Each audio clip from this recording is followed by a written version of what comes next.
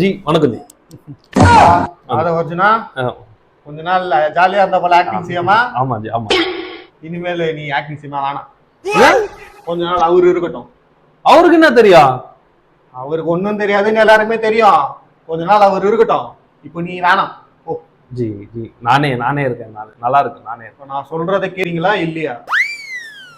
சரி ஜி. அப்புறம் தமிழ்நாட்டுக்குள்ள அந்த லாட்டரி சீட் எடுத்துட்டு வரலான்னு இப்பதானே வந்திருக்கீங்க, கொஞ்சம் கொஞ்சமா கொண்டு வருவோம். சரி ஜி சரி. அவரை கூப்பிடுங்க. Okay G. அப்பா கூப்பிட்டீங்கன்னு ஆதவர்ஜுனா சொன்னாரு.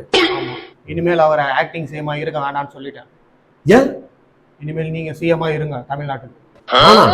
ஆமா, தமிழ்நாட்டுல சிஎம்மா இருந்து ஆய்வு பாருங்க. ஆய் போணுமா?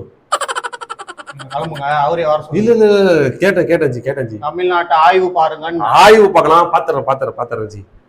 திருவற்றூர்ல நம்ம ஆளுங்களை அனுப்பி பாய்களை மாட்டுக்கறி வெட்டக்கூடாதுன்னு சொல்லி இருக்கிறேன்.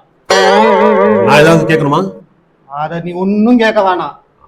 சரிங்க. அப்புறம் எனக்கு ஒரு விஷயம் பண்ணணும். என்ன?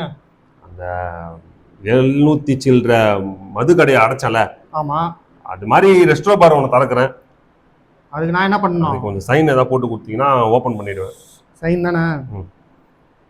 ஐயா, கள்ளக்குறிச்சியில எங்க வீடுல இடிச்சிட்டாங்க ஐயா. சரி போ. புது வீடு கட்டுங்க ஐயா. 40 வருஷமா இருந்த வீடு அது. இப்ப தெருவுல நிக்கிறோம். இதுக்கு அவங்க ஓட்டு போட்டோம். போங்க கட்டலாம் போங்களா? ஏதோ முடிவு சொல்லுங்க. போங்க. டைம் ஆகுது. படம் வருது போல. ஆமாங்க. எதுக்கு? இடைத்தேர்தலுக்கா? ஆமா.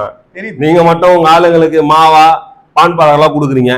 நான் எங்க ஆளுக்கு என் படம் கொடுத்தாதான் அவங்க போதை ஆயிட்டு எனக்கு இடைத்தேர்தல ஓட்டு போடுவாங்க. அதுக்குதான். எதுக்கு நெஞ்சு நிமித்தி பேசுற? இல்ல சும்மா.